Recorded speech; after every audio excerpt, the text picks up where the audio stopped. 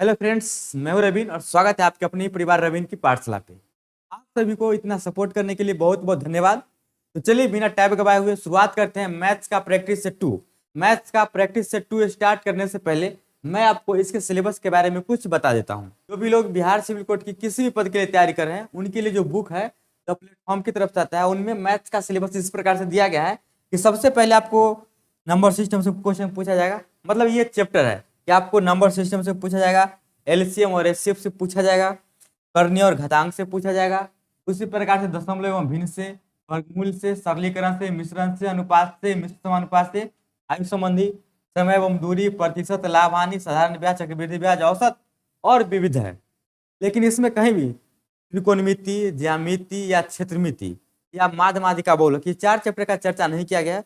और इस जो सेट है इसमें चारों चैप्टर का जिसका चर्चा इसमें नहीं किया गया उससे भी क्वेश्चन दिया गया है। तो बहुत सारे आप लोगों में से का नाम था, आप ही लोगों में से, कि ये त्रिकोणमिति हो या ज्योमेट्री हो या मेंसुरेशन हो, इसका क्वेश्चन अभी आप मत कराइए। तो मैं चाह रहा हूँ कि इसका क्वेश्चन अभी स्किप कर देता हूँ, और यदि इंपॉर्टेंट होगा तो मैं इसको लास्ट का सेशन में जब इसका पूरा सेट समाप्त होगा ना, उसमें मैं सारा क्वेश्चन एक दिश से जितना मेंसुरेशन का होगा, त्रिकोणमिति का होगा, ज्यामिति का होगा, माध्यमाधिका भूल का होगा, सबको मैं एकदम रिपीट और बढ़िया तरीका से बता दूंगा। तत्काल जितना इसमें सिलेबस दिया गया है वही सारी क्वेश्चन पे मैं चलता हूँ। तो चलिए शुरुआत करते हैं मैथ्स का प्रैक्टिस सेट 2 का क्वेश्चन नंबर फर्स्ट से। क्वेश्चन नंबर फर्स्ट ये रहा आपके स्क्रीन पर। लिखा गया है दो संख्याओं का अनुपात 4:5 है। यदि इन दो संख्याओं में 6 जोड़ने पर, मतलब दोनों संख्या में जब 6 जोड़ देते हैं तो इनका अनुपात नया अनुपात 6:7 हो जाता है। तो सबसे छोटी मूल संख्या योग से पहले कितनी होगी? अगर आप सभी इस क्वेश्चन को बनाना जानते होंगे तो आप वही तरीका से बनाएंगे जो आप पुराना तरीका सीखे। कौन सा तरीका से बनाएंगे कि आप बनाएंगे कि 4:5 है, पहले इसका मतलब कि ये 4x/5 है। अब 5x है, जब दोनों में हम 6 ऐड करेंगे तो +6 इधर भी करेंगे, +6 यहाँ भी करेंगे, और ये बराबर नया अनुपात हो जाता है 6/7। यही कीजिएगा, फिर इसको आप क्रॉस गुना कीजिएगा, फिर बनाइएगा। लेकिन ये सब करने का जरूरत नहीं है। मैं आपको बता दूं कि इसको बनाने के लिए बहुत ही आसान तरीका है कि जब इसका अनुपात शुरुआत में था तो कितना था, तो आप बोलिएगा कि 4x था और ये 5x था। जब भी क्वेश्चन अनुपात में दिया गया होता है तो उसको हम लिखते हैं तो उसमें x लगा लेते हैं ताकि वो परफेक्ट नहीं तो परफेक्ट बन गया। तो पहले था 4x, अब हो गया 5x।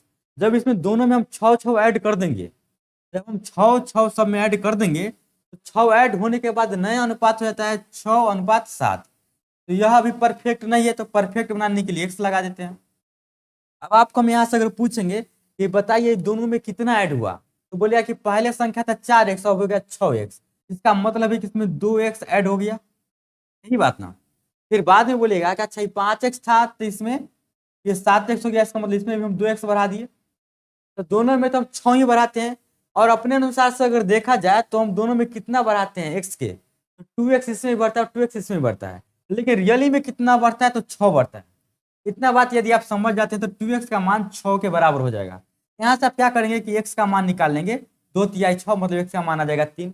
जब x का मान 3 आ जाएगा तो पूछा तो सबसे छोटी मूल संख्या योग से पहले, ये तो योग से पहले नहीं, तो योग से बाद वाला 6x/7x, योग से पहले 4x और 5x है, और सबसे छोटी कौन होगा इसमें, तो सबसे छोटी 4x होगा। तो 4x का मतलब होगा कि 4×3, यानी कि 4×3 कितना हो जाएगा 12। इसका आंसर हो गया ऑप्शन सी, बन जाएगा। बस बहुत आसान है, आप इसको बना सकते हैं इस तरीका से। चलिए अब देखते हैं क्वेश्चन नंबर नेक्स्ट। जो क्वेश्चन दिया गया है ये दिया गया है अलजेब्रा से, और अक्सर एग्जाम में अलजेब्रा से क्वेश्चन पूछ दिया जाता है, तो आपको घबराना नहीं है, इसको मैं बताते चलूंगा, ठीक ना। 4 ऐसा चैप्टर है जो आप लोग का डिमांड था कि इसको छोड़ दीजिए, तो मैं इसको अभी छोड़ रहा हूँ। इसको मैं सारा सेट खत्म होने के बाद अच्छी तरीके से बता दूंगा, लेकिन अलजेब्रा को लेकर चलते हैं। देखिए अलजेब्रा में दिया गया है आपको कि x⁴ प्लस 1/x⁴ बराबर 322 दिया गया है, और आपको निकालना है x⁻³ माइनस 1/x⁻³ बराबर व्हाट। तो आपको पता होना चाहिए कि x³ माइनस 1/x³ तभी निकल पाता है ना जब मेरे पास x माइनस 1/x के मान पता हो। तो यहाँ से आपको एक दो फॉर्मूला आपको याद रखना है अभी तत्काल, लेकिन मैं इसको कंटिन्यू अगर पढ़ाऊंगा शुरुआत से ना तो आपको फॉर्मूला याद रखने का जरूरत नहीं है। तो मैं आपको बताता हूँ कि फॉर्मूला क्या होता है। देखिए जब फॉर्मूला x⁴ आप प्लस 1/x⁴, और इसका मान अगर k दिया गया है, तो पावर 4 से अगर पावर आधा यानी कि पावर हम 2 पर आते हैं पावर कितना पे, पावर 2 पर। तो इसको निकालने के लिए हम क्या करते हैं कि जो दिया गया उसको रूट अंडर करते हैं और k+2 लिख देते हैं। इतना कम आप जान गए। अब पावर 2 से हम पावर 1 पे आएंगे, पावर 2 से कहेंगे पावर 1 पे। तो हम यह मान के चलते हैं इसका जो रूट अंडर k+2 का मान होगा, यह मान के चलते कि यह m के बराबर है। किसके बराबर है? m के बराबर। कुछ तो इसका आंसर आता है। तो मान के चलते यह m के बराबर है। तो x² + 1/x², इससे हम दो तरफ आते हैं। इससे हम एक बार आएंगे x + 1/x के तरफ और एक आएंगे x - 1/x के तरफ। दो तरफ आते हैं। जब हम दोनों तरफ आएंगे तो लेकिन हमको इस तरफ का मान नहीं चाहिए, हमको ये मान चाहिए। तो हमको ये मान अगर पता हो जाएगा तो हम ये मान निकाल लेंगे। तो ये मान हम कैसे निकालते हैं देखिए। फिर हम देखिए पावर 2 से पावर 1 के तरफ प्लस में आ रहे हैं तो रूट अंडर, इसका मान m मान है तो m+2। लेकिन अगर पावर 2 से पावर 1 की तरफ आए और प्लस से माइनस की तरफ आएंगे तो रूट अंडर m-2। यहाँ तक कोई दिक्कत नहीं? तो बोला कि नहीं, यहाँ तक कोई दिक्कत नहीं।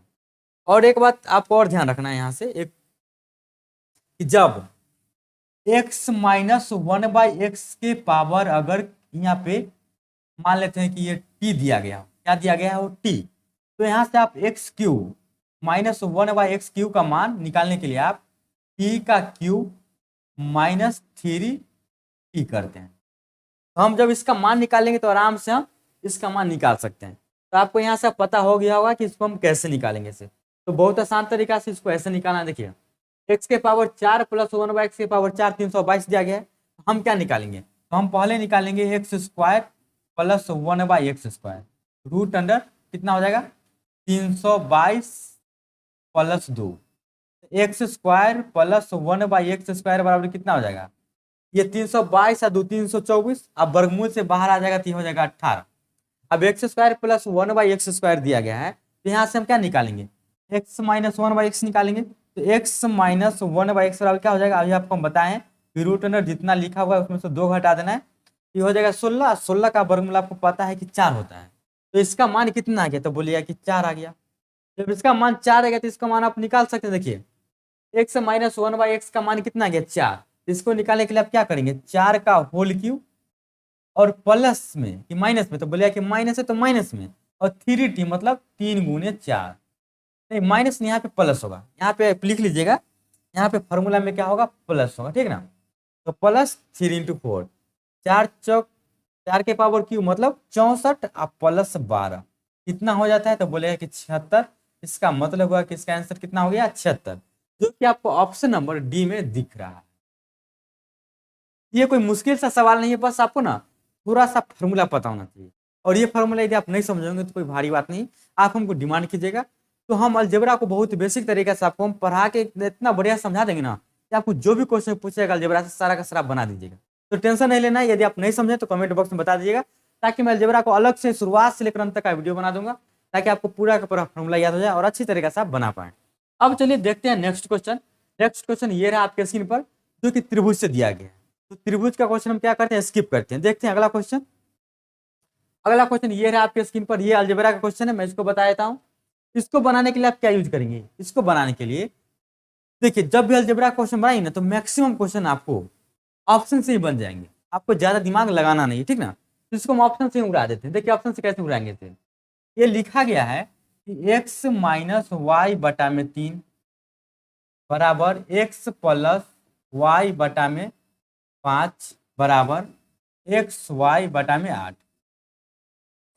अब मान के चलते हैं कि ऑप्शन नंबर ए करेक्ट है। ऑप्शन नंबर ए करेक्ट है। तो यहाँ से ऑप्शन नंबर ए जो होगा यह एक्स और वाई का मान होगा।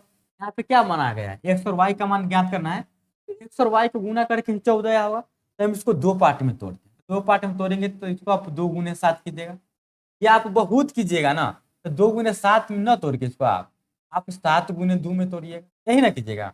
और 7 × आप 2 में तोड़िएगा तो आप थोड़ा देर के लिए हमको सोच कर बताइए कि एक्स की जगह पे 7 लिखिएगा और वाई की जगह पे 2 लिखिएगा। तो 7 में से 2 गया 5/3, ये हो गया 5/3। फिर 7 + 2 कीजिएगा, यहाँ पे 7 + 2 तो ये हो गया 9/5। और फिर 7 × 2 कीजिएगा तो ये हो जाएगा 14/8। क्या यह सब आपस में बराबर है? तो बोलिएगा कि नहीं, तो आपस में बराबर नहीं है। इसका मतलब है कि जो हम ऑप्शन माने ना और 2 भाग में इसको हम तोड़े वह गलत है। इसका मतलब यह क्या हो गया, गलत हो गया, ऑप्शन ए गलत। अब ऑप्शन बी को हम चेक करते हैं। जब आप ऑप्शन बी को चेक करेंगे तो इसको कै पार्ट में तोड़ेंगे, 8 दूना 16 के 2 8 16, तो बोले कि इसको 8 गुने 2 में तोड़िए, मतलब x का मान 8 और y का मान 2। तो फिर x का मान और y का मान बैठा कर देखते हैं। इतना बात आप मन में ही कीजिएगा, ठीक ना, ऐसा ना कि हम सबको लिख कर करेंगे, मन में ही करना है। जब इसको आप मन में कीजिएगा तो आप यहाँ से सबको कैंसिल करते हैं और आप इसको हटाइए।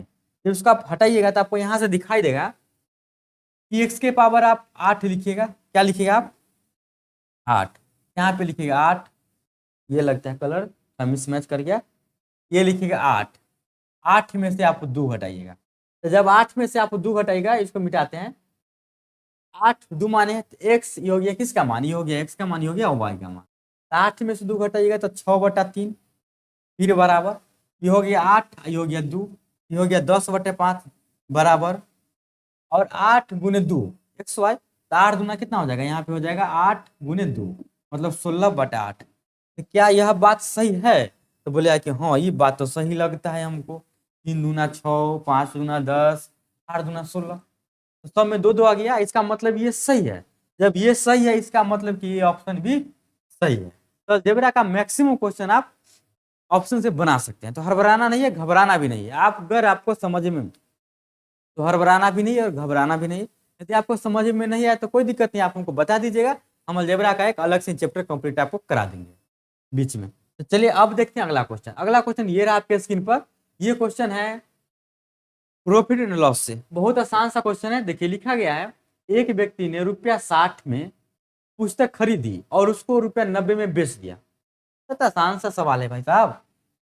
सीपी मतलब खरीदना, खरीदा कितना में, तो बोलेगा कि 60 में, और एसपी मतलब बेचना, कितना है बेचा, तो बोलेगा कि 90 में।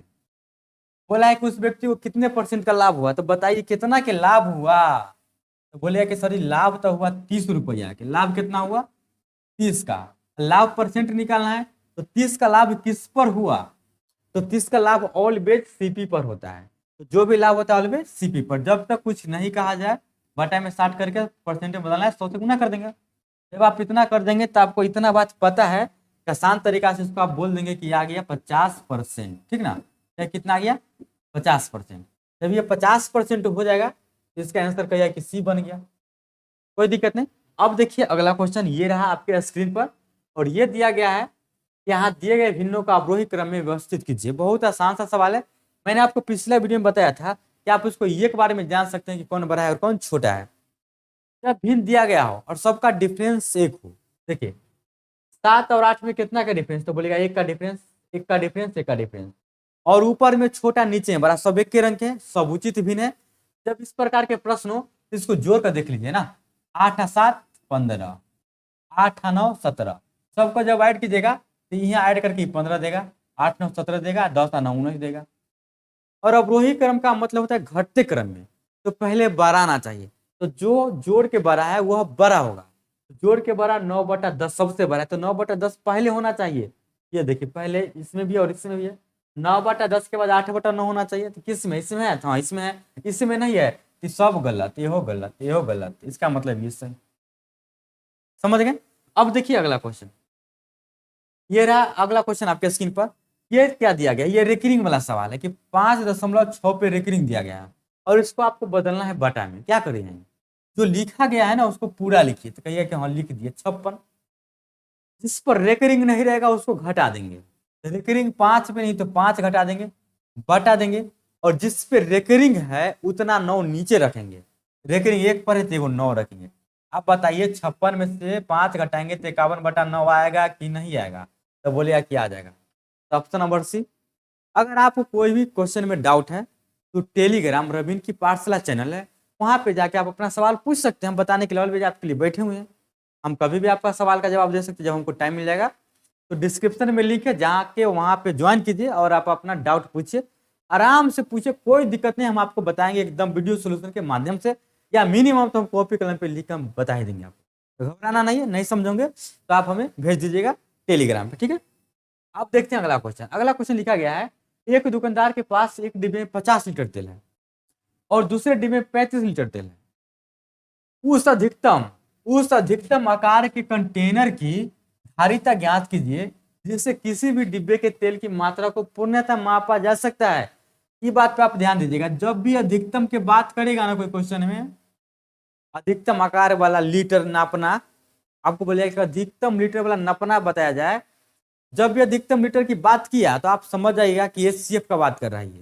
तो इसमें निकालना पड़ेगा आपको एचसीएफ। तो 50 और 35 का एचसीएफ निकालना है, तो हम एचसीएफ नहीं निकालेंगे, हम ऑप्शन से टिक मारेंगे। क्यों? क्योंकि हमको पता है कि जो एचसीएफ होता है ना, एचसीएफ एक फुल फॉर्म होता है हाईएस्ट कॉमन फैक्टर। ये बात आपको हम पिछला वीडियो में बता चुके हैं। अगर ये बात आपको याद है तो आप आराम से बना सकते हैं। कैसे? हम पूछेंगे कौन ऐसा टेबल है जो इस ऑप्शन में दिया गया है और 12 से 12 होना चाहिए, जिसके पहाड़ा में 50 और 35 दोनों आ जाएगा, तो आप तो तुरंत कह देगा कि सर जी 15। तो बोले कि नहीं 15 तो सर नहीं आएगा, 50 नहीं आएगा, 35 नहीं आएगा, तो 15 गलत। 5 देखिएगा बता देगा, अच्छा 5 के पहाड़ा में तो आ जाता है, 50 भी आ जाएगा, 35 भी आ जाएगा। अगर आपके अनुसार से 5 के पहाड़े में आ जाएगा तो 5 के बाद कोई पहाड़ा नहीं होना चाहिए, ठीक ना। अगर 5 के बाद कोई पहाड़ा आ गया इसका मतलब कि 5 नहीं होगा। तो 5 के बाद कोई पहाड़ा है जिसमें 50 और 35 दोनों आएगा, तो बोलेगा कि नहीं ऐसा कोई पहाड़ा नहीं है जो इसमें है, या हम अपना मन से भी नहीं निकाल सकते हैं।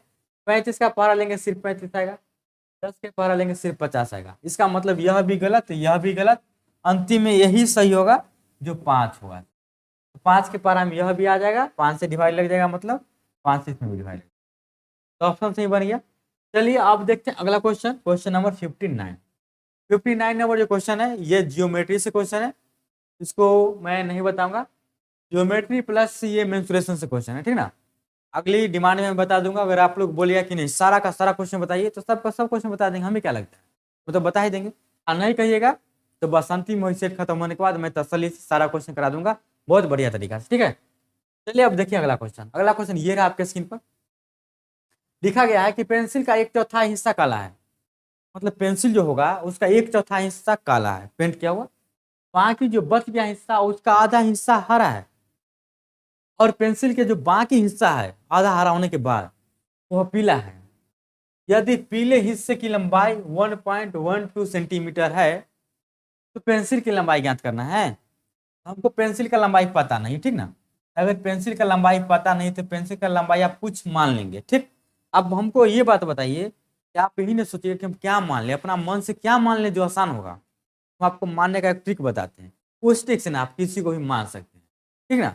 देखिए लिखा गया है 1/4, तो आप कहीं रफ में लिखकर देखिए 1/4। 1/4 से बाद क्या चीज का चर्चा किया था, बोलेगा उसके बाद क्या है, बचे हिस्से का आधा। आधा का मतलब 1/2 हो गया। और उसके बाद क्या लिखा गया, 1.1/2, इसका मतलब 2 एकम 2 1 3/2।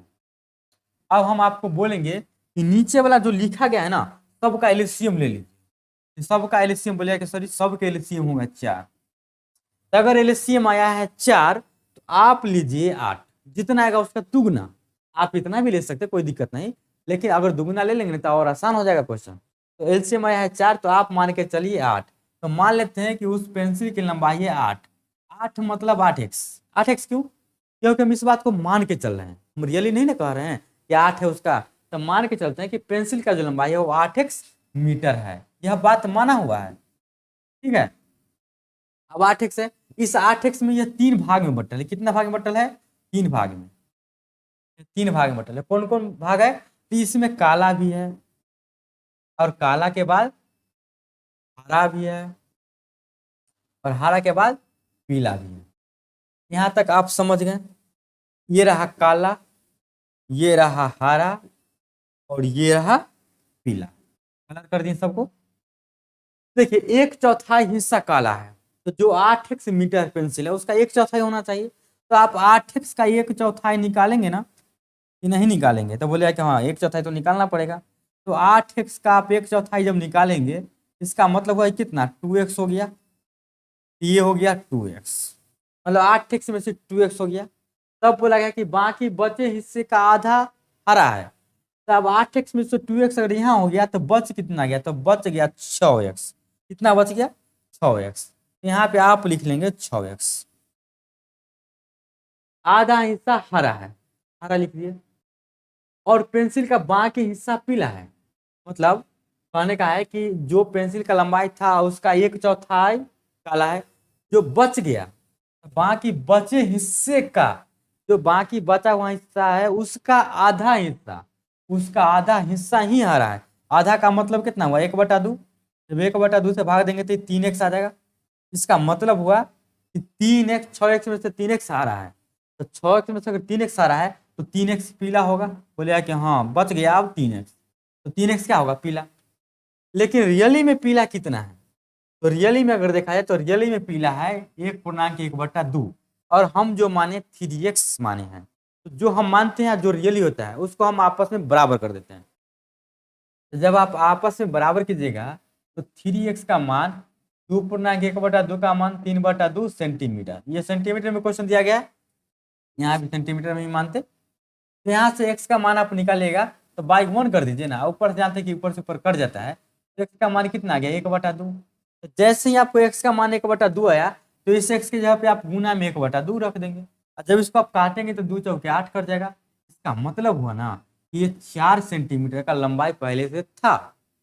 अगर आप 4 सेंटीमीटर मानते तब भी बन जाता, ठीक ना, इसमें कोई बड़ी बात नहीं है। ये क्वेश्चन लिखा गया है 6 संख्याओं का माध्य 18 है, मतलब आपके पास यदि 6 गो संख्या है, सबका माध्य 18 है, इसका मतलब कि टोटल को हम जोड़ेंगे तो 6 × 18, मतलब 18 × 78 से 108 आना चाहिए सबको जोड़ने पर। इसमें से एक अन्य संख्या शामिल कर दिया, तो संख्या शामिल जब करेंगे तो 7 गो संख्या हो जाएगा। अब संख्या हो गया 7, और संख्या जब 7 को होता है तो सबके माध्य बढ़ जाता है, कितना हो जाता है? 20। 20 से गुना कर देते कितना हो गया? बोले 140। तो शामिल की गई संख्या ज्ञात कीजिए। देखिए पहले ही था, जब 6 गो संख्या था, माध्य 18 था, तो सबको जोड़ के 108 आता था। अब जैसे ही 7वां शामिल हुआ तो जोड़ने के बाद 140 आ रहा है। इसका मतलब है कि अगला संख्या जो होगा तो घटाने पर 32 आएगा। इसका मतलब है कि वो 7वां संख्या 32 रहा होगा, तब इसको हम जोड़े होंगे तो 140 आया होगा। आंसर हो गया 32, ऑप्शन नंबर सी। आशा है कि समझ गए होंगे। अब चलिए बढ़ते हैं अगले क्वेश्चन की तरफ। क्वेश्चन आपके स्क्रीन पर लिखा गया है कि 18,769 के वर्गमूल में कितने अंक निहित हैं। कहने का मतलब है क्वेश्चन के, यदि हम वर्गमूल पे निकालने के लिए आपको बोलेगा बोलेंगे इसका वर्गमूल निकालिए, तो बोलेगा कि इसका वर्गमूल तो 8 होगा, तो 8 में कितने अंक निहित है? तो बोले 1 अंक। ठीक है, बोलेंगे अच्छा आप 144 का वर्गमूल निकाल के बताइए, तो बोलेगा कि अच्छा इसका तो 12 होगा। इसमें कितना अंक निहित है? तो बोलेगा कि अच्छा इसमें तो 2 अंक है। इसी प्रकार से आपको दिया गया है 18,000 कितना 769, यह कितना अंक में? 2 4 5। तो जब मैं आपको बता दूं, जब रूट अंडर में अगर 4 गो अंक रहेगा, 1 2 3 4, तब तक इसका वर्गमूल 2 अंक में आएगा। तब तक इसका वर्गमूल कितना अंक में आएगा? 2 अंक में। जैसे ही रूट अंडर के अंदर 5 अंक आ गया, 1 2 3 4 5, वैसे ही इसका वर्गमूल यह निकाल के आ जाएगा। कितना आ जाएगा? इसका वर्गमूल आ जाएगा 1 2 3, मतलब कि 3 अंक में इसका वर्गमूल आता है। 4 तक रहेगा तो 2 अंक, और 4 से आगे 5 और 6 बढ़ा तो वह कहाँ चल जाएगा?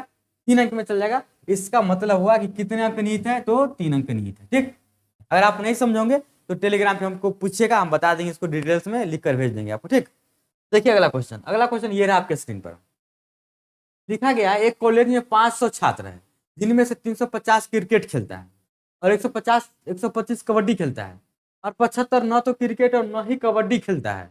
तो उन छात्रों का प्रतिशत क्या है जो दोनों खेल खेलते हैं? तो आपको पता है कि 500 छात्र है, इसमें कितना छात्र है? 500। इस 500 छात्र में से 75 को जो है सो न तो क्रिकेट खेलता है न तो कबड्डी खेलता है, तो 75 को तो हम डायरेक्ट माइनस कर देंगे। इसमें से 75 डायरेक्ट पहले माइनस कर दीजिए। जब 75 माइनस कर दीजिएगा तो यहाँ बच जाएगा आपको 425। इस 425 में तो 2 रंग के व्यक्ति है जो क्रिकेट खेलता है, तो 2 रंग के व्यक्ति है जो खेल खेलता है, क्रिकेट नहीं, हम गलती बोल दिए, 2 रंग के। अब 425 में से 2 रंग के आदमी है, 2 रंग के जो क्रिकेट भी खेलता है और कबड्डी भी खेलता है। इसको मान लेते हैं कि यह क्रिकेट खेलता है और यह कबड्डी खेलता है, यह कबड्डी खेलता है। क्रिकेट खेलने वाला कितना है? तो बोले क्रिकेट खेलने वाला है 350, और कबड्डी खेलने वाला कितना है? तो बोले कि 125। तो दोनों मिला के कितना खेल रहा है? अभी 75 को तो बिल्कुल नहीं खेलता है, तो मतलब खेलने वाला क्या होगा? तो बोलेगा कि 425 से खेलने वाला। तो 425 से खेलने वाला तो 425 में तो दो रंग के खिलाड़ी, एक क्रिकेट का और एक कबड्डी का। क्रिकेट में 350 शामिल होता है और इसमें 125 शामिल होता है। तो कुल मिलाकर अगर दोनों को हम विद्यार्थी के जोड़ेंगे तो 350 प्लस 125 यानी कि 475 आ गया। तो बोले कि सर ये बात तो गलत हो गया, ना हो गया गलत। टोटल 425 विद्यार्थी खेलता है, यहाँ जोड़े तो हमको 475 आ गया। इसका मतलब हुआ ना कि 50 गो ऐसे विद्यार्थी है। देखिए जितना विद्यार्थी दिया गया है, कितना दिया गया है 425, लेकिन खेल रहा है दोनों मिलाकर 475। तो 475 में से आप 425 को माइनस कर देंगे तो यह आएगा 50। मतलब कि 50 ऐसे विद्यार्थी हैं जो कि दोनों खेल खेलता होगा, जो कि इधर भी जुड़ जाता होगा और इधर भी जुड़ जाता होगा। उसी के कारण यह दोनों तरफ जब गिनती हो जाएगा तो यह 50 को बढ़ जाएगा। तो 50 ऐसे विद्यार्थी जो दोनों खेल खेलता है, और कितने में से बोला गया है उन छात्रों का प्रतिशत क्या है जो दोनों खेल खेलता है। कि 50 को छात्र दोनों खेल खेलता है, कितना में से 500 में से। क्यों? क्योंकि 500 छात्र उसमें से ना 50 छात्र है जो दोनों खेल खेलता है।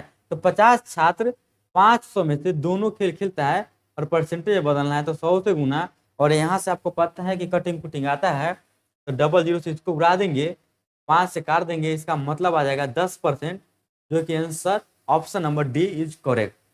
तो आशा है कि आप समझ गए होंगे, कोई भारी सवाल नहीं था।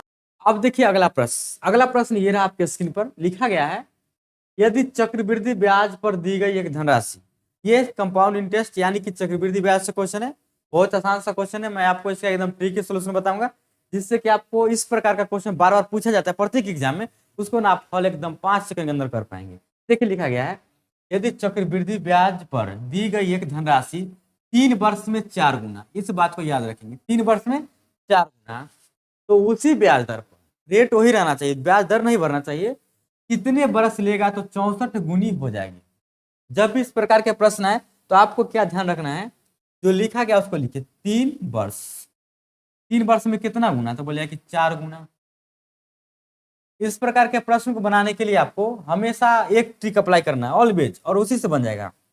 इधर प्लस करना है, इधर क्या करना है, इधर करना है प्लस और इधर करना है गुना, जो रहेगा उसी में। मतलब कि अब करेंगे हम 3 + 3, इधर करेंगे 4 × 4, मतलब 3 × 3 6 वर्ष में 4 × 4 16 गुना। लेकिन हमको तो 16 गुना नहीं चाहिए, हमको तो 64 गुना चाहिए। तो फिर हम इधर करेंगे 3 + 3 + 3 और इधर करेंगे 4 × 4 × 4। अब देखिए 3 × 3 6 × 3 9, 3 आ गया 9 वर्ष। इन्हें गुना करेंगे तो 4 × 4 16 चौका कितना आ गया 64, इधर आ गया 64 गुनी। तो 9 वर्ष में 64 गुनी हो जाएगा, तो बोलेगा कि हाँ हो जाएगा। तो ये हो गया आंसर ऑप्शन नंबर सी। बहुत आसान सा ट्रिक है, ठीक है। अब देखिए बढ़ते हैं अगला क्वेश्चन की तरफ। अगला क्वेश्चन ये रहा आपके स्क्रीन पर, और इस प्रकार के प्रश्न को बनाने के लिए आप ये नहीं सोचेगा कि हम भिन्न का जोड़ कर लेंगे और बना लेंगे। अगर ऐसा आप सोचते हैं तो बाबू आप फंस जाएंगे। तो इसके लिए आपको थोड़ा सा कॉमन सेंस चाहिए, और बस एक ट्रिक की सहायता से, एक ट्रिक और थोड़ा सा कॉमन सेंस लगाएंगे, क्वेश्चन दनादन बन जाएगा। तो मैं दोनों तरीका मैं आपको बताता हूँ। तो दोनों तरीका इस प्रकार से है कि लिखा गया है, पहले हम क्वेश्चन को लिख लेते हैं 1/5 × 6 + 1/6 × 7 + 1/7 × 8 प्लस ... अब 20वां पद तक लिखना है। तो कहिएगा कि 20वां पद हम कैसे जानेंगे, इससे क्या होगा। सो तो 20वां पद कैसे नहीं जानेगा, एकदम जान जाएगा कि कौन होगा, एकदम सेकेंड भर में। कैसे? तो हम आपको अगर पूछें कि पहला पद हो गया, कौन पद है, पहला पद, ये दूसरा पद, ये तीसरा पद, इसी प्रकार से चौथा पांचवा लिखेंगे तो 20वां तक जाएंगे। लेकिन ना, इतना लिखना नहीं है, हम थोड़ा सा कॉमन सेंस लगाएंगे। देखिए 5 6 है, 6 7 है, तो 5 और 6 में कितना के अंतर, तो बोलिए कि 1 के अंतर। पहला से दूसरा गया तो 1 के अंतर, 1 जोड़ दिए। ये 5 है, 7 है, पहला को पहला से कंपेयर कर रहे हैं, तो कितना जोड़ दिए, तो बोलिए कि 2 जोड़ दिए। अब देखिए तीसरा पद पर गए हैं तो 2 जोड़े हैं। हम अगर 20वां पद पर जाते, सोचिए तीसरा पद पर गए तो 2 जोड़ दिए, 1 कम जोड़ दिए हैं। तो 20वां पद पर जाएंगे तो 1 कम, यानी 19 जोड़ेंगे। तो 5 में 19 जोड़ेंगे तो कितना हो जाएगा, तो बोले कि 24। आप जब 24 आ गया तो आपको पता है कि 6 7 7 8 लिखल है, तो 24 25 हो जाएगा। बस इतना ही कॉमन सेंस लगाना था, 20वां पद निकाल दिए। आज 20वां पद आप निकाल दिए, तब एक ट्रिक आपको पता होना चाहिए कि जब भी इस प्रकार का प्रश्न हो तो सबसे पहले करना क्या है कि शुरू वाला का आई से मतलब 1/5 और अंतिम वाला का आई से मतलब कि 1/25 आपस में घटा देना। ये जोड़ में लिखल है तो घटा देना है। मेरा कहने का मतलब कि 1/5 में से आप घटा दीजिए 1/25। ये रहा आपका ट्रिक। 5 और 25 का एलसीएम आपको पता है कि 25 होगा। 25 25 से यहाँ 5 हो जाएगा और -1 हो जाएगा, यानी कि 4/25 हो जाएगा। और आप जब यहाँ से डिवाइड करेंगे ना तो आराम से आप डिवाइड करके बता देंगे कि 0 देंगे तो यहाँ पे हम 0 बैठाएंगे और 25 एकम 25 और घट के आएगा 15 और 25 छका 150, यानी कि कुल मिला के आ जाएगा 0.16, जो कि ऑप्शन नंबर ए में एकदम देख रहा है कि ये हम आंसर में बैठे हुए हैं। तो option number A is the correct answer. तो आशा है कि समझ गए होंगे। चलिए देखते हैं अब अगला क्वेश्चन की तरफ। और अगला क्वेश्चन ये रहा आपके स्क्रीन पर। ये है त्रिकोणमिति का क्वेश्चन। मैं इसमें नहीं बताऊंगा, डिमांड रहा तो मैं इसका लगातार कंटिन्यू सेशन बढ़िया से ले लूंगा और सारे प्रश्नों को एक एक करके धराधर बढ़िया कॉन्सेप्ट और ट्रिक से बता दूंगा, ठीक है। तो त्रिकोणमिति को मैं छोड़ रहा हूँ। अब देखिए नेक्स्ट क्वेश्चन। नेक्स्ट क्वेश्चन ये रहा आपके स्क्रीन पर। इसको जरा पढ़िए। तो ये लिखा गया है, एक छात्र अपने हॉस्टल से 4 किलोमीटर प्रति घंटा की चाल से अपने कॉलेज जाता है। तो मान लेते हैं कि उस लड़का का हॉस्टल यहाँ पे है, ठीक ना। मान लेते हैं कि हॉस्टल है यहाँ पे और इसका कॉलेज है यहाँ पे। 4 किलोमीटर प्रति घंटे की चाल से अपना कॉलेज जाएगा। यह 4 किलोमीटर प्रति घंटा के स्पीड से जाता है। कितना के स्पीड से? 4 किलोमीटर प्रति घंटा के स्पीड। और 3 किलोमीटर प्रति घंटा के स्पीड से यह लौट जाता है। तो लौट जाएगा कितना? 3 किलोमीटर प्रति घंटा के स्पीड से। और आने जाने में उसको कुल 7 घंटा के समय लगता है। तो उसके कॉलेज और हॉस्टल के बीच का दूरी ज्ञात कीजिए। तो आने जाने में भले ही स्पीड अलग अलग है तो टाइम अलग अलग लगेगा, लेकिन डिस्टेंस तो ऑलवेज कांस्टेंट होगा। और डिस्टेंस ऑलवेज कांस्टेंट होगा तो हम यह मान के चलते हैं कि इसमें से कोई ना कोई एक आंसर होना चाहिए। और कोई ना कोई एक आंसर होगा तो मान लेते हैं कि ये लिखते हैं 4 किलोमीटर प्रति घंटा के स्पीड से जाने का, या जाना हुआ। अगर लिखते हैं आना, और आना कितना है? 3 किलोमीटर प्रति घंटा के स्पीड से, यह इसका स्पीड है। अब ऑप्शन से ही अब हम ऑप्शन से इसको बना देंगे बिना कोई XYZ मानेंगे। अगर आप XYZ मानेगा तो पूरी तरीके से फंस जाइएगा, इसमें टाइम आपको ज़्यादा ले लेगा। हो सकता है सही बने गलत ही बने, लेकिन ऑप्शन से बनाएंगे तो एकदम करेक्ट बनेगा। हम इसको ट्रिक ही बताएंगे कि इसको 1 सेकंड के अंदर कैसे जान जाएंगे इसको।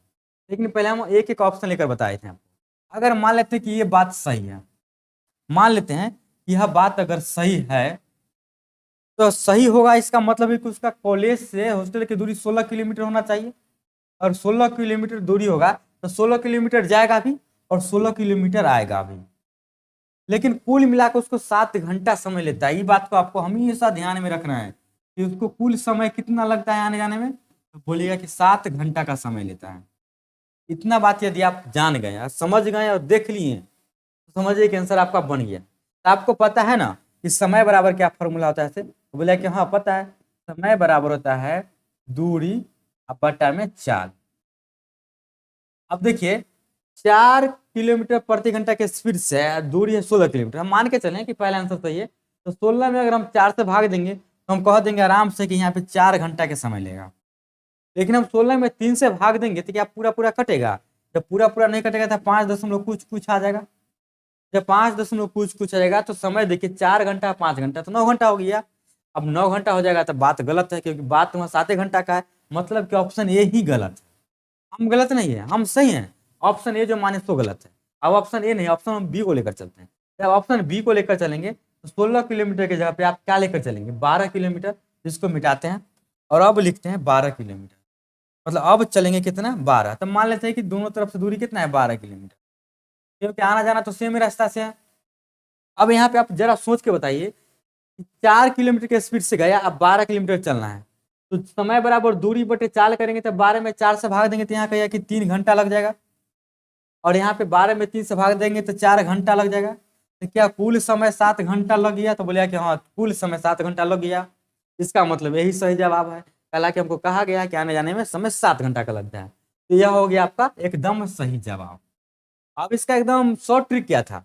इसका शॉर्ट ट्रिक था कि जो स्पीड दिया गया है ना उसको आप देखिए, और कौन ऐसा है जो 4 और 3 के पहाड़ा में आ जाएगा और उसका एलसीएम निकालिए तो 4 3 का एलसीएम 12, इसका मतलब 12 सही जवाब। और 12 को हम टेस्ट करके देखेंगे तो सही निकल जाएगा, इसका मतलब कि 12 इज करेक्ट आंसर। ठीक है, तो यह ऑप्शन सी बना देंगे ऐसे क्वेश्चन को, एक तो जेड मानने का कोई जरूरत नहीं है। अब देखिए अगला क्वेश्चन, अगला क्वेश्चन ये रहा आपके स्क्रीन पर। अब अगला क्वेश्चन देखिए, अगला क्वेश्चन ये रहा आपके स्क्रीन पर। अगला क्वेश्चन है कि सुरेश एक कार्य को 10 दिन में पूरा कर सकता है और रमेश उसी कार्य को 12 दिन में पूरा कर सकता है। उन दोनों के द्वारा 4 दिन तक एक साथ कार्य करने के बाद कितना कार्य शेष बचेगा। मतलब बहुत आसान सा सवाल है। अगर सुरेश को हम काम करने के लिए बोले तो सुरेश लेगा 10 दिन, सुरेश कितना लेगा 10 दिन, और उसी काम को हम रमेश को करने के लिए बोले यह लेगा 12 दिन। लेकिन हमको काम पता नहीं है कि काम हो कितना रहा है, तो जब काम पता नहीं है तो हम यह मान के चलते हैं कि 10 और 12 का जो एलसीएम होगा ना वही उसका काम होगा। तो 10 12 का एलसीएम कितना होगा, तो बोले कि 10 12 का एलसीएम होगा 60। तो हम यह मान के चलते हैं कि 60 काम है। और आपको पता है कि 60 काम आपको लगता है कि भारी मान लिए, तो आप मान लीजिए कि 60 ईंट ढूंढना है, 60 ईंट को इधर से उधर रखना है, 60 ईंट उठा के यहाँ से वहां रखना है, वो भी तो काम है। अगर सुरेश 10 दिन में 60 ईंट ढोने का शुरुआत करे, इसका मतलब हुआ कि पागल 6 ईंट डेली ढोएगा ना, ये 6 ईंट डेली ढोएगा। अगर ये 12 दिन लगा था, इसका मतलब 5 ईंट डेली ढोएगा, नहीं ना करेगा। इसका हो गया कार्य करने का क्षमता कि कार्य 6 ईंटा डेली ढोता है, ये 5 ईंटा डेली ढोता है। लेकिन बोला गया है कि उन दोनों के द्वारा 4 दिन तक एक साथ काम करना है।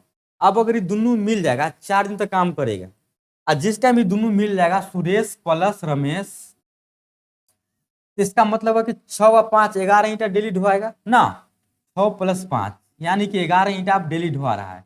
अब 11 ईंटा आप डेली ढोएगा और 4 दिन तक ढो देगा, तो 4 से गुना कर देंगे तो कितना काम कर देगा, तो बोला कि 44 ईंट ढो के खत्म कर देगा। अब इसको ईंट ढोना था 60 हुआ, धो दिया कितना 44 को। अब 44 को यदि ढो दिया है तो कितना काम है जो बच गया, तो बोलिएगा कि 60 में से 44 घटा ना लीजिए, वही काम बच गया, तो कितना बचेगा, तो बोलिएगा कि 16 को काम बच गया। अब 16 को जो काम बचा है वो कितना में से बच गया, तो बोलिए कि 16 को काम कंप्लीट हो गया, बचा है वो में से 60 को में से। टोटल काम को नीचे रखते हैं, जो बच गया उसको ऊपर, क्योंकि हमको बाद कार्य का कितना भाग शेष बचेगा, तो शेष जो बच गया ऊपर है, कितने में से बचेगा उसको नीचा। 16/60 आपको काटने आता है ना, किस पारा में कटेगा, आराम से कहिए कि 4 के पारा में 15, 4 के पारा में 4 के पारा में 4 मतलब 4 के पारा में 15, यानी कि 4/15 कार्य बाकी है, जो कि ऑप्शन नंबर डी में आपको दिख जाए। अच्छा है कि समझ गए होंगे। अगर आप नहीं समझोगे तो टेलीग्राम आपके लिए जिंदाबाद है, डिस्क्रिप्शन में लिंक है, वहां से जाके ज्वाइन कीजिए, आप अपना क्वेश्चन भेजिए, हम इसको डिटेल्स में बनाकर भेजेंगे और आपका हम क्लियर करा देंगे डाउट। ठीक है, हम इसको शॉर्टकट बनाने की कोशिश करते हैं ताकि आप लोग भी शॉर्टकट सीखे और परीक्षा में अधिक से अधिक नंबर पाकर आप सफल हुए। ठीक, तो चलिए बढ़ते हैं अगला क्वेश्चन की तरफ। अगला क्वेश्चन ये रहा आपके स्क्रीन पर, लिखा गया है कि 2 अंकों की वह संख्या ज्ञात कीजिए जिसके अंकों का योग 8 है और इसमें 36 जोड़ने पर प्राप्त संख्या मूल संख्या के अंकों को उलटने पर प्राप्त संख्या के बराबर होता है। ये कोई भारी बात नहीं है, इसको आप ऑप्शन से बना सकते हैं। ठीक ना, 100 मानिएगा ना तो बहुत बड़ा बन जाएगा, हम ऑप्शन से ही बनाते हैं। इसमें कौन कौन से बात आपको ध्यान में रखना है, जब हम ऑप्शन से बनाते हैं तो कुछ बातें होता है ना जिसको हमें ध्यान में रखना जरूरी होता है। जैसे कौन कौन से बातें ध्यान में रखना है मैं आपको बता रहा हूँ अभी, ठीक है, ध्यान दीजिएगा। तो लिखा गया है कि 2 अंकों की वह संख्या ज्ञात कीजिए जिसके अंकों का योग 8 है। तो इस बात को आपको ध्यान में रखना है कि दोनों के अंक जोड़ेंगे उसको अंक 8 योग 8 होना चाहिए। तो क्या ये सब बात फॉलो इसमें कर रहा है, तो बोला कि हाँ 7 1 8 यूं तो हो जाएगा 3 5 8 6 2 8 2 6 8, ये बात तो सब में फॉलो कर गया। और इसमें 36 जोड़ने पर प्राप्त संख्या, अब इसमें 36 जोड़ना है तो सब में 36 जोड़ के हमको बताइए। अब 36 अगर मन में जोड़ेगा तो 6 1 7 7 3 10, इसमें 36 जोड़ेंगे 5 6 11 3 3 6 1 7, इसमें 36 जोड़ेंगे 6 2 8 6 3 9, इसमें 36 जोड़ेंगे 6 6 12 3 2 5 1 6। अब यहाँ से अगला कंडीशन है कि 36 जोड़ने पर प्राप्त संख्या मूल संख्या के अंकों को उलटने पर, 36 जोड़ेंगे तो मूल संख्या के अंक, तो मूल संख्या के अंक तो यही सब है। मूल संख्या अगर 7 1 होगा तो मूल संख्या का अंक हुआ, उलटने पर प्राप्त संख्या के बराबर होगा। मतलब कि अगर हम 7 1 है तो यहाँ 1 7 आना चाहिए था, क्या यहाँ 1 7 आया है, तो बोले कि ना ये नहीं आया है, इसका मतलब ये गलत है।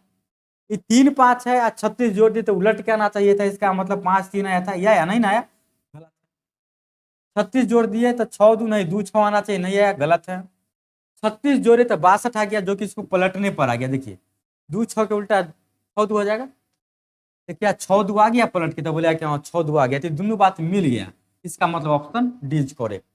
तो बस आप क्वेश्चन को पढ़ना है, शर्त को ध्यान में रखना है, ऑप्शन उठाना है, शर्त लगाना है, बात खत्म कर देना है, आंसर निकल जाएगा वहीं से। चलिए अब देखते हैं अगला क्वेश्चन। प्रश्न में कहा गया है कि यदि 6 धन पूर्णांक का औसत 45 है, मतलब आपके पास अगर 6 संख्या रहेगा तो उसका औसत 45 होना चाहिए। जब आपको औसत 45 आएगा तो इसका मतलब आप समझ गए कि सबको जोड़ने पर कितना होगा। तो यहाँ से आपको पता चल गया कि जब औसत 45 है और 6 को संख्या तो 6 गुने 45, उन सबको जोड़ने के बाद 5 6 30 और 27 मैंने 270 होना चाहिए। इन 6 संख्या में से सबसे बड़ी और सबसे छोटी संख्या का अंतर 18 है, तो सबसे बड़का और सबसे छोटका को अगर आपस में घटाएंगे 18 आना चाहिए। तो इन 6 पूर्णांकों में सबसे छोटे पूर्णांक का न्यूनतम संभावित मान क्या हो सकता है, मतलब सबसे छोटा अगर मान होगा इसमें तो उसका संभावना क्या है कि सबसे कम का मान क्या हो सकता है, सबसे छोटा मान। तो सबसे छोटा मान बताना है। अगर इसको आप फॉर्मूला से बनाने के लिए चलेंगे ना, दिमाग का दही हो जाएगा, ये बनेगा नहीं। लेकिन अगर इसको ट्रिक की सहायता से, कॉमन सेंस की सहायता से बनाएंगे तो यह जल्दी से जल्दी बन जाएगा। अब देखिए 100 संख्या है, 45 107 है, सबको जोड़कर 270 रहेगा, तो 270 कौन संख्या हो गया, सम की विषम। तो बोलिए कि यह संख्या आ गया सम। अगर यह संख्या सम आ गया, इसका मतलब हुआ, आपको हम बता दे, ये बात आपको पता है ना कॉमन सेंस में, कि सम प्लस सम को अगर हम सम के साथ जोड़ेंगे तभी सम देगा। आप कोई भी एग्जाम्पल ले सकते हैं, अगर आप 8 के साथ सम है, इसके साथ 2 जोड़ेंगे तो 10 भी आएगा, से सम आएगा। लेकिन अगर आप सम के साथ मिस्टेक से अगर विषम जोड़ देते हैं, यह कभी भी सम नहीं आएगा, यह ऑलवेज विषम होगा। जैसे आप कोई भी एग्जाम्पल ले सकते हैं, अगर आप 8 सम लिए थे, अब विषम अगर 3 जोड़ दिएगा तो 11 आ जाएगा, जो कि ऑलवेज विषम है। तो सम के साथ जोड़ने पर सम ही आना चाहिए। इसमें सबसे छोटा संख्या जो होगा, देखिए सबको जोड़ने पर 270 है, इसका मतलब सारा संख्या 6 का 6 सम संख्या होना चाहिए कि विषम संख्या होना चाहिए। तो बोले कि नहीं, 6 का 6 सम संख्या होना चाहिए। अगर सम संख्या होगा तब हम आपस में जोड़ेंगे तो फिर सम संख्या देगा। तो सम संख्या तो छोटका संख्या भी सम संख्या होगा जी। तो बोले कि हाँ, तो क्या 27 सम संख्या है, तो बोलेगा ना, तो गलत। 31 सम है, तो नहीं, तो यह भी गलत। 29 सम है ना, ये भी गलत। 30 सम है, तो बोलेगा हाँ ये है, इसका मतलब 30 सही जवाब।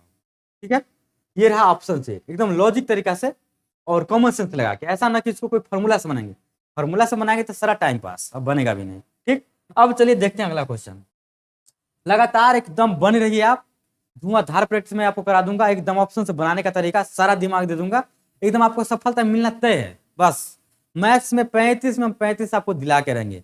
धैर्य के साथ आप पढ़िए साथ में, और अच्छा लगे वीडियो तो लाइक सब्सक्राइब और शेयर करना नहीं भूलिएगा, ठीक ना, ताकि आपका यही काम हमको मोटिवेशन देता है। ठीक, इतना ही काम से मुझे भी काम करने का मन करता है, ठीक ना, आप लोगों के लिए कुछ अच्छा करने का। तो लाइक सब्सक्राइब शेयर करते रहिएगा। ठीक, अब देखिए अगला क्वेश्चन।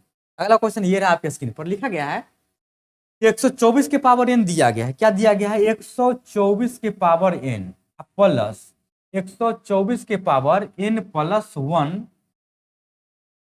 124 के पावर n प्लस 1 के मान में इकाई के स्थान पर आने वाला अंक ज्ञात कीजिए जहां n एक पूर्ण संख्या है। अब देखिए n एक पूर्ण संख्या कहा है, तो पूर्ण संख्या का मतलब आप समझते हैं कि पूर्ण संख्या 0 से स्टार्ट होता है, और जब पूर्ण संख्या 0 से स्टार्ट होगा, 0 1 2 3, सम संख्या कुछ भी ले सकते हैं, वो कहीं भी सही होना चाहिए। तो अगर हम 0 लेकर चलते हैं, क्योंकि पूर्ण संख्या की बात किया है, हम 0 लेकर काहे नहीं चल सकते हैं।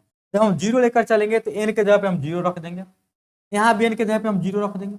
आप जरा सोच के बताइए, 124 के पावर 0 होता है तो इसका मान कितना होता है, बोलिएगा 1, किसी का ही पावर 0, इसका मान 1, आप प्लस 0 में 1 जोड़ेंगे तो 1 क्या होगा, 124 के पावर 1 मतलब 124 होगा। जब इसको आप आपस में जोड़िएगा तो कितना होगा, 125 देगा, और अंतिम में क्या आएगा, तो 5 आएगा। तो बोलिए कि सर इसमें तो 5 कहीं है ही नहीं, तो 5 कहीं नहीं है, तो इसके आंसर अनुसार से आंसर कुछ और होगा। अगर कुछ और आंसर होगा ना, तो उसके लिए क्वेश्चन है पूर्ण के जगह पे आपको लिखा हुआ होना चाहिए प्राकृत संख्या होना चाहिए। पूर्ण नहीं लिखे, अगर ये प्राकृत संख्या लिखता ना, तब इसका कुछ और आंसर आ सकता था, जो कि ऑप्शन से मिलेगा। अगर यह पूर्ण संख्या लिख दिया है तो यह क्वेश्चन अगर सही है तो ये सारा ऑप्शन गलती हो जाएगा। अगर ऑप्शन को सही मानकर चलते हैं तो सारा क्वेश्चन गलत हो जाएगा। ठीक, तो इसका आंसर हो जाएगा ऑप्शन में 5 होना चाहिए था। ठीक, लेकिन ऑप्शन 5 में नहीं है, इसका मतलब है कि यहाँ पूर्ण नहीं प्राकृत होना चाहिए। प्राकृत होगा तो इसका आंसर अलग चला जाएगा। तो हम पूर्ण लिखा गया तो पूर्ण के अनुसार से इसका आंसर क्या होगा 5। चलिए देखते हैं और बढ़ते हैं अगले क्वेश्चन की तरफ। अब देखिए क्वेश्चन नंबर 74, बहुत आसान सा सवाल है।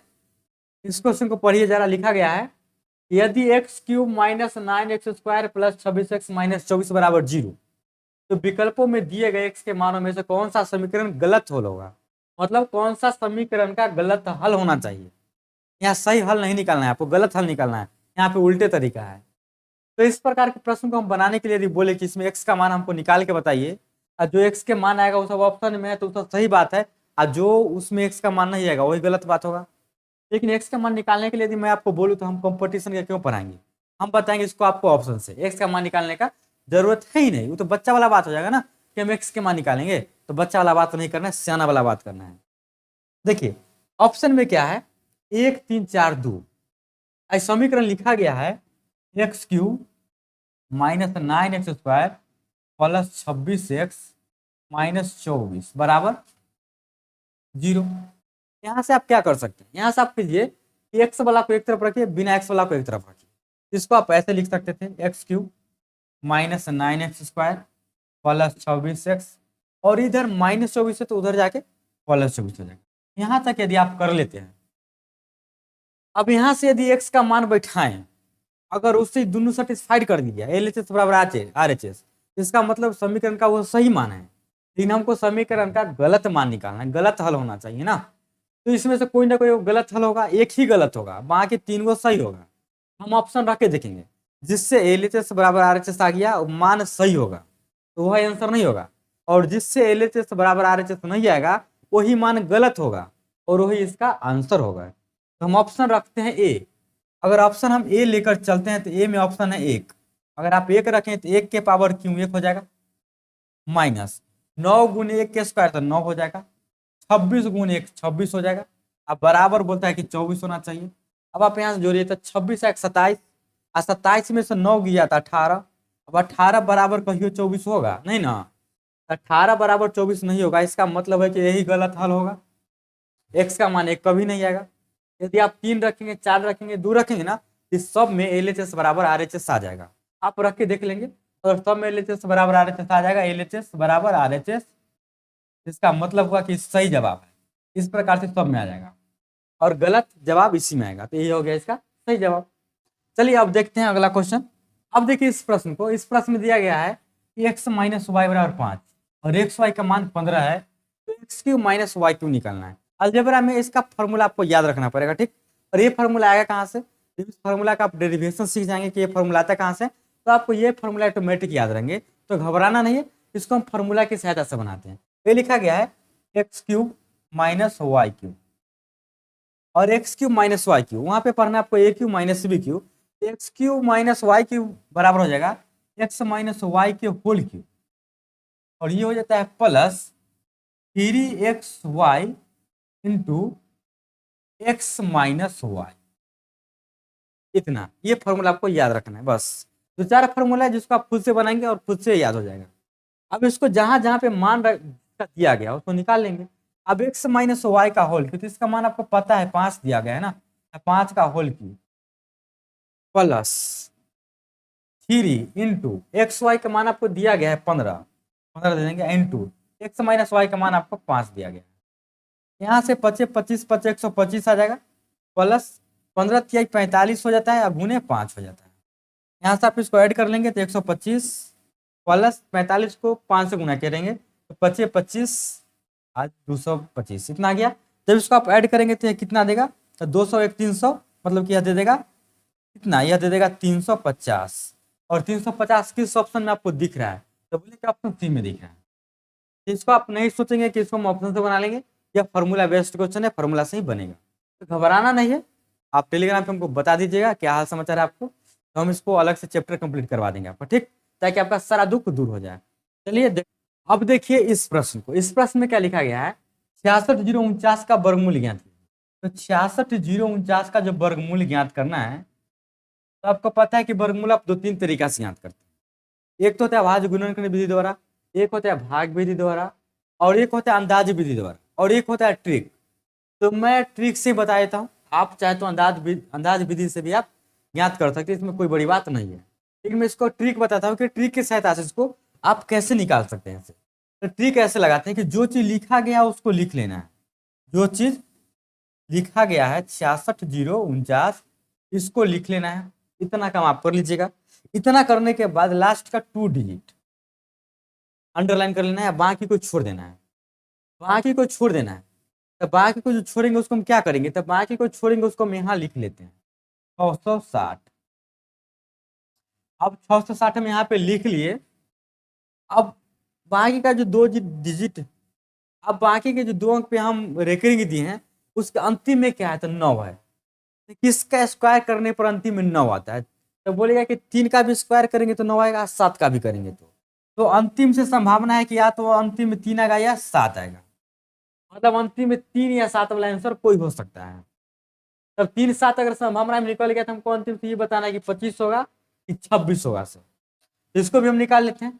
अब जो 660 लिखे हैं ना, तो 660 किसके स्क्वायर के आगे पीछे है, तो आपको पता चलेगा कि 660 में अगर हम बात करें तो यह 25 के स्क्वायर 625 होता है, और 26 के स्क्वायर 676 होता है। ये दोनों के बीच में। अब अगर यह दोनों के बीच में है तो सबसे पहला काम करना है कि 660 में जो है, सबसे पहले 660 से पीछे कौन है जिसका स्क्वायर करेंगे, तो इसके पीछे आएगा जस्ट। तो बोलेंगे 25, तो बोलेगा कि अच्छा 25, इसको पिछला के फिक्स करना है, ठीक ना। तो पिछला को कर लिए फिक्स कि 25 तय है। शुरुआत में कितना रहता है, ये 25। अब तय यह करना है कि 3 होगा कि 7 होगा। तो इसको तय करने के लिए हम क्या करते हैं कि 660 सबसे नजदीक किसका है, 25 का कि 26 का। तो सबसे नजदीक किसका होगा, इसको चेक करने के लिए अगर हम चेक करेंगे, इसको अगर आपस में आप घटाइएगा तो ये कितना आ जाएगा, यह आ जाएगा 35। इसको अगर आपस में आप घटाइएगा तो यह कितना देगा, यह देगा आपको 16। अब सबसे नजदीक यह 26 का है, मतलब 12 वाला के नजदीक। तो 12 वाला के नजदीक है, इसका मतलब हुआ कि दोनों में से 12 वाला कौन है, तो बोले कि दोनों में से 12 वाला 7 है। तो यहाँ से 7 उठा के रख दीजिए, यही हो गया आपका आंसर। यदि आप नहीं समझे तो कोई दिक्कत नहीं, हमें बता दीजिएगा टेलीग्राम पे, हम बेहतर तरीके से आपको अगला वीडियो में समझा देंगे, ठीक।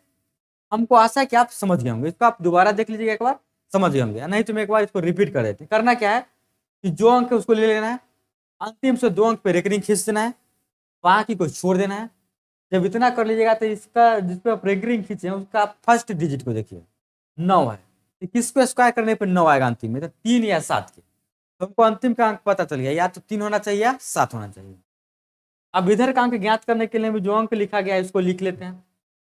अब ये किन दो स्क्वायर के बीच में आता है, तो 25 के स्क्वायर 625, 26 के स्क्वायर 676, यह दोनों के बीच में आता है। इतना बात हम कर लिए। इसमें से सबसे छोटा वाला जो होता है ना, इसका स्क्वायर वाला हम अंक लिखते हैं। तो 25 लिख दिए सबसे छोटा वाला। अब फैसला कि 25 हो गया तो 3 होगा कि 7 होगा सर। अब 3 होगा या 7 होगा, इसके लिए हम क्या करते हैं कि दोनों के बीच का हम डिफरेंस देखते हैं। इसके बीच का डिफरेंस 35 और इसके बीच का डिफरेंस है 16। तो सबसे नजदीक किसका डिफरेंस है, 12 वाला के बगल में ही 660, 12 वाला के नजदीक में। इसमें से 12 वाला कौन है, 7, तो 7 लिख दिए, यही हो गया इसका सही जवाब। इसको आप चाहे तो भाग के भी तरीका से बना सकते हैं, कोई बड़ी बात नहीं। कहिएगा तो हम अगला तरीका मेथड से बता देंगे, भाग विधि से अगला सेट 3 में।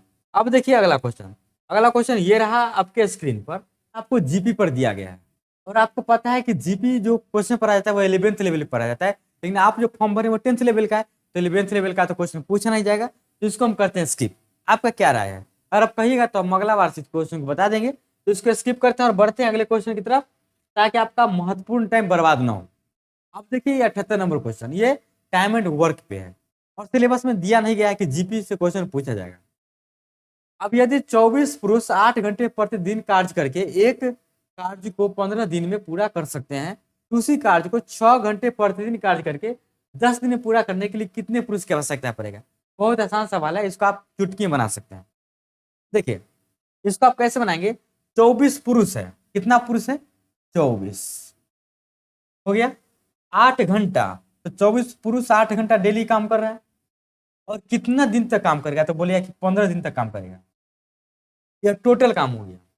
24 आदमी करेगा 8 घंटा डेली, तो 24 गुने 8 काम तो डेली हो रहा है, अब 15 दिन तक चलेगा, तो 15 से गुना कर दिए, यह हो गया टोटल वर्क। यह क्या हो गया टोटल वर्क। अगला बार दिया गया है आगे कि उसी कार्य को 6 घंटे प्रतिदिन कार्य करके, कितना 6 घंटे, मतलब 6 घंटे, तो यहाँ 6 घंटे लिख दिए, प्रतिदिन कार्य करके 10 दिन में पूरा करना है, और कितना पुरुष की आवश्यकता पड़ेगा। यहाँ जो 24 पुरुष लिखे थे, यहाँ तो 24 की जगह पे खा लिए, यहाँ पे हम कहते हैं कि 1 पुरुष काम करता है। अब यही काम कोई ये करेगा, दोनों काम तो आपस में कंप्लीट हुआ, टोटल वर्क हुआ, तो आपस में यह क्या हो जाएगा बराबर। जब आपस में बराबर हो जाएगा तो इसको आप कटिंग कुटिंग कर लीजिए। कटिंग कुटिंग करने में आप मास्टर हैं, काटिएगा यहाँ से तो 6 के पारा में आप 4 मरतबे काट सकते हैं, और कोई कटेगा 5 के पारा में 3 मरतबे, 5 के पारा में 2 मरतबे, 2 के पारा में काट दीजिएगा इसको, 2 चौके 8, यहाँ से आ जाएगा 4 चौक 16 48, यानी कि 48 पुरुष की आवश्यकता पड़ेगा। तो 6 घंटा काम डेली लिया जाएगा, 10 दिन में करवाना है तब। ठीक है, आशा है कि समझ गए होंगे। चलिए अब देखते हैं अगला क्वेश्चन, इस प्रश्न को। यह प्रश्न रेशियो से है, जो कि आपके सिलेबस में काफी इंपोर्टेंट सवाल है। तो क्वेश्चन दिया गया है कि दो संख्या का अनुपात 9:5 है। यदि बड़ी संख्या में 9 जोड़ा जाता है और छोटी संख्या में से 5 घटाया जाता है, तो प्राप्त बड़ी संख्या छोटी संख्या के 3 गुनी के बराबर होती है। तो संख्या ज्ञात कीजिए, मतलब वो कौन सी संख्या है। संख्या का शुरुआत का जो अनुपात है वह क्या है 9:5। तो जो भी संख्या होगा वो शुरुआत में 9:5 में आना चाहिए। तो क्या हम पहला कंडीशन को फॉलो करवाएंगे कि कौन सा ऑप्शन है जिसको काटने पर 9:5 आता है। तो सबको हम चेक करेंगे एक एक करके, क्या सब में आता है कि एक में आता है। क्या इसको काटने पर 9:5 आ जाएगा, तो बोलिए कि अच्छा देखते हैं काट कर। 4 के पारा में काटेंगे तो 4 9 36, 4 5 20 आ गया, कटेगा ये। बोलिए कि नहीं तो नहीं कटेगा, 4 के पारा में नहीं कटेगा, 2 के पारा में कटेगा 18, 2 के पारा में 5। यह गलत हो गया ऑप्शन। क्यों? क्योंकि पहले ही बोला गया है कि 9:5 में वो संख्या है, इस संख्या तो 9:5 में ही है, ये नहीं है तो गलत हो गया। इसको काट के देखिएगा कटेगा। अगर 8 के पारा में 8 9 72 और 8 5 40, ये आ गया तो ये सही बात है, ये कटेगा कि, और इसको काटेगा तो 9 ही हो जाएगा 5। तो 3 क्वेश्चन संख्या जो 9:5 में है, लेकिन कंडीशन यह भी है ना कि बड़ी संख्या में 9 जोड़ा जाएगा और छोटका में 5 घटाया जाएगा। तो बड़ का संख्या 36 है, इसमें हम 9 जोड़ेंगे, अगर 9 जोड़ेंगे तो 45 होगा, और छोटका में से 5 घटाएंगे तो 15 हो जाएगा। और ऐसा करने पर छोटका संख्या के 3 गुना के बराबर होगा बड़ का संख्या। क्या यह 3 गुना है? तो बोले कि हाँ ये 3 गुना है, इसका मतलब ही सही जवाब। अगर बोले कि अगला को हम चेक करेंगे तो गलत आना चाहिए ऑप्शन में, तो बोलिएगा कि हाँ गलत आ जाएगा। अब बोलिएगा कि अगला को यदि चेक करेंगे तो ऑप्शन के अनुसार से गलत होना चाहिए, कंडीशन के अनुसार से, तो बोलेंगे कि हाँ गलत होना चाहिए। देखिए कैसे गलत होगा ऐसे, इसमें 9 जोड़ते हैं तो 72 9 81, इसमें 5 घटाएंगे तो 35। कहियो इसका 3 गुना बनेगा, छोटका के 3 गुना बड़ का नहीं ना बनेगा, गलत हो जाएगा। इसमें 9 जोड़ेगा 27, इसमें 5 घटाइएगा तो हो जाएगा 5। कहियो 3 गुना पूरेगा, बोलेगा कि नहीं पूरेगा। तो ऑप्शन से इसको बना देंगे, कोई बड़ी बात नहीं है। अब देखिए अगला क्वेश्चन, ये रहा आपके स्क्रीन पर, बहुत आसान सा सवाल है। निम्नलिखित में से कौन सी भिन्न सबसे छोटी है? सबसे छोटा भिन्न के बारे में बताना है। अगर सबसे छोटा भिन्न के बारे में बताना है तो सब एक रंग होना चाहिए, सब या तो प्रॉपर फ्रैक्शन होना चाहिए उचित भिन्न, सब या तो उचित भिन्न होना चाहिए और नहीं तो अनुचित भिन्न होना चाहिए। और सब उचित है सब अनुचित है एक ही रंग के है तो आप तुरंत पकड़ पाएंगे। अगर सब मिलाया हुआ है तो आपको पकड़ने में थोड़ा सा लेट होगा। 7/6 ऊपर 12 नीचे छोटा, यह हो गया कौन भिन्न? यह हो गया अनुचित भिन्न। बाकी 7 9 4 5 5 7 ये सब हो गया कौन भिन्न? तो कहिए कि उचित भिन्न। इसमें सबसे छोटा बताना है, आपको हम बता दें इंफॉर्मेशन के लिए, 7/6 है। अगर ये 7/6 है तो इसको अगर हम डिवाइड करेंगे, डिवाइड करके अगर पता करने की कोशिश करें तो 7/6 को यदि भाग देंगे तो 1.11 आ जाएगा। अगर 7/9 लिखा गया इसको हम भाग करेंगे तो 0.9 63 और फिर बच जाएगा इधर कितना 7 9 63 0.77 आ जाएगा। इधर कुछ नहीं तो आप 0 दे सकते हैं। अगर आप 4/5 की सहायता से बताएंगे, ऐसा क्यों कर रहे हैं डिवाइड? क्योंकि उचित अनुचित भिन्न सब है और सबका डिफरेंस अलग अलग है, इसलिए हम डिवाइड के तरीके से पता कर लेंगे, आसान रहेगा। 4/5 इसको भाग करेंगे तो 0.8 आ जाएगा। पूछने तो यहाँ पे 0 दे देंगे। 5/7 को यदि हम डिवाइड करते हैं तो यह 0.7749 आ जाएगा। सबको हम 2-2 अंक तक निकाल लेंगे। अब 2-2 अंक तक निकालने के लिए आप देखिए कि सबसे छोटा किसका अंक है दशमलव में, तो बोलिएगा कि इसका है। यह किस ऑप्शन में है 5/7, तो बोलिएगा कि यह तो बी ऑप्शन में है, तो बी इज करेक्ट। हम भाग का तरीका तब लगाएंगे जब उचित अनुचित भी सब मिलाकर है और सबका डिफरेंस अलग हो। इसका एक डिफरेंस है, इसका 2 है, इसका 1 है, इसका 1 है, डिफरेंस भी अलग अलग और उचित अनुचित सब मिला के रहेगा, तो भाग विधि से तुरंत निकालेंगे इसको। ठीक, अब चलिए बढ़ते हैं अगला क्वेश्चन की तरफ। अगला क्वेश्चन ये रहा आपके स्क्रीन पर। ये बहुत आसान सा सवाल है, भले ही देखने में आपको बहुत बड़ा लगता होगा, लेकिन बहुत आसान सवाल है। देखिए दिया गया है कि दिया गया पाई चार्ट महीने में किसी परिवार के व्यय का डिग्री वार विवरण दर्शाता है और परिवार की कुल आय कितना है 1,44,000। तो शिक्षा पर व्यय ज्ञात कीजिए। ये पूरे जो है ना, आपको पता है कि पूरे कितना डिग्री का होता है, तो बोलिए कि पूरे होता है 360 डिग्री का। अब 360 डिग्री है तो बोला कि परिवार की कुल है, कुल है तो 360 डिग्री हुआ। तो 360 का मान आपको दिया गया है कितना 144,000। और आपको पूछा गया शिक्षा पर व्यय, तो क्या शिक्षा लिखा गया, तो शिक्षा यहाँ पे लिखा गया, यहाँ पे कितना तो 60। तो 360 के मान दे और 60 के मान निकालना है, इसको तो आप निकाल ही सकते हैं। 144,000 बटा में 360 कर देंगे तो 1 का मान आ जाएगा, गुना कर देंगे 60 के तो 60 का मान निकल जाएगा। यहाँ से आप एक्सपर्ट है काटने कूटने में, 6 मरते काट देंगे इसको, और यहाँ से काट देंगे ना 6 कम 6 बजेगा कितना, 6 कम 6 नहीं बल्कि 6 दूना 12 भी लगा सकते हैं आप, ठीक ना, बाई मिस्टेक लग गया ये। 6 दूना 12, 2 4 6 6 24, ये आ गया 3 0, मतलब कि 24,000। और 24,000 किस ऑप्शन में, तो बोले ऑप्शन नंबर ए में है। इस सब सवाल का आप तुरंत गर्दा गर्दा उड़ा सकते हैं। ठीक, कोई भी दिक्कत है तो आप टेलीग्राम पे पूछ लीजिएगा, ठीक ना। अब थोड़ा हम धराधर चलते हैं। ये देखिए लिखा गया है और ये वृत्त का क्वेश्चन है, ज्योमेट्री का, और ज्योमेट्री अपने सिलेबस में नहीं पढ़ना है, इसको करते हैं स्किप। अब अगला क्वेश्चन देखिए, अगला क्वेश्चन ये रहा आपके स्क्रीन पर, रेशियो से क्वेश्चन है, चाहे तो आप तुरंत इसको बना सकते हैं, कोई बड़ी बात नहीं है। ये दिया गया है ए अनुपात बी दिया गया है 2:3 और सी अनुपात बी दिया गया है 5:6, और आपको निकालना है ए अनुपात बी अनुपात सी। आपको हम रेशियो वाला क्वेश्चन बताए हैं ना, उसमें आपको क्या बताए थे कि जो चीज इसमें समान है उसको भी इधर समान करेंगे, तो यहाँ पे 20 समान है, यहाँ भी 20 समान करेंगे। ये 3 है 6 है, तो 3 6 रहने से काम नहीं ना चलेगा जी, अलग अलग है, इसको एक जगह करना पड़ेगा। तो 3 को 6 बनाने से के लिए 2 से गुना, इसका मतलब कि सब में 2 से गुना करना पड़ेगा ना। तो 2 दूना 4, किसका मान हुआ ए का मान 4, बी का मान तो अभी पता चलेगा 3 दूना 6, कहीं से भी लेंगे तो बी का मान 6 और यह सी का मान कितना हो गया 5। तो 4 6 5 किस ऑप्शन में है, बोलेगा डी में, डी इज करेक्ट। आशा है कि समझ गए होंगे। अब चलिए देखते हैं अगला क्वेश्चन, ये रहा, और ये लाभ हानि के अंकित मूल्य वाले प्रश्न से क्वेश्चन है, ठीक ना, डिस्काउंट वाले प्रश्न से, हड़बड़ाना नहीं, आराम से क्वेश्चन ही बन जाएगा। लिखा गया है कि एक दुकानदार क्रय मूल्य से 40% अधिक पर अपने माल को अंकित करता है, मतलब जितना उसको दाम रहेगा ना उससे 40% बढ़ा देगा उसको अंकित मूल्य को। तब मान लेते कि सीपी अगर 100 है तो इसका एमआरपी कितना रखेगा, तो बोलेगा कि 40% बढ़ा के रखेगा, इसका मतलब 140 रखेगा। इतना बात आप लिख लिए। अब इस पर यह 25% का छूट देता है। अब एमआरपी पर तो डिस्काउंट देगा ही, सब देता है तो यह भी देगा। कितना डिस्काउंट देगा 25% का। जब यह 25% का डिस्काउंट देगा किस पर 140 पर, यह सामान बिकेगा कितना में, तो 140 का 25% कम पैसा लेगा ना, 140 का 25% आप निकाल सकते कितना डिस्काउंट देगा से।